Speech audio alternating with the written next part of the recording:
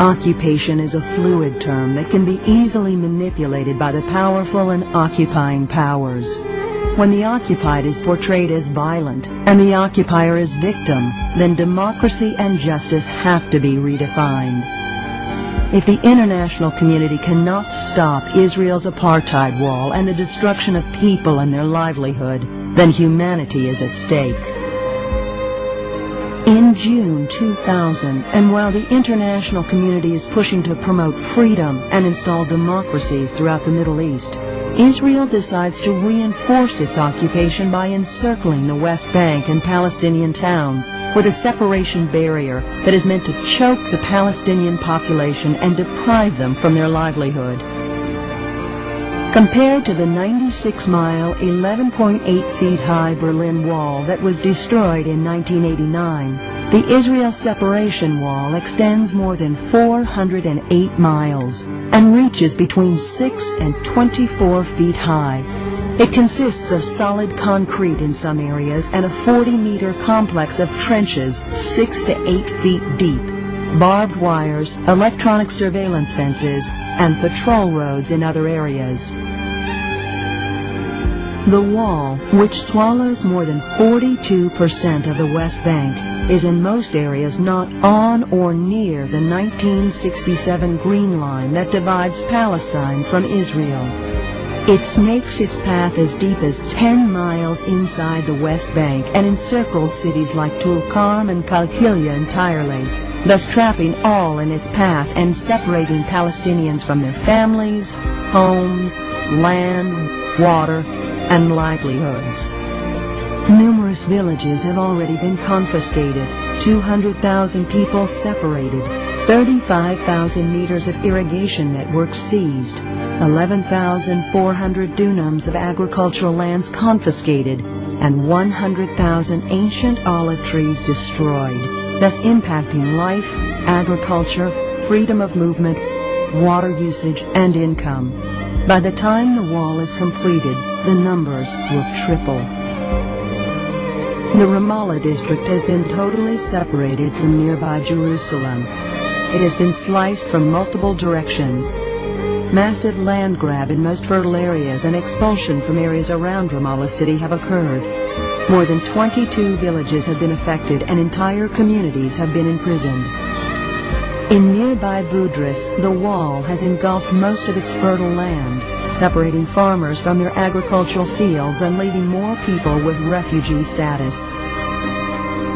As if occupation is not enough to inflict hardship on Palestinians, the whole population now lives in ghettos with freedom of movement restricted to those who possess hard-to-obtain passes from the occupying power. Several neighborhoods have been entirely cut off, and farmers now require permits to go to their fields. Intimidation by Israeli soldiers and settlers is becoming a daily reality for everybody, and a simple trip to school or hospital is becoming a risky adventure and ordeal. Immediately after its occupation of the West Bank and Gaza Strip in 1967, Israel took control of all water resources and prohibited Palestinians from water development and drilling the required infrastructure. To date, not a single permit issued for agriculture or domestic use in Palestinian areas has been granted. In addition to its undeclared agenda of confiscating more land and forcing people to become refugees for the third time, the separation wall aims at isolating more natural water wells owned by Palestinians.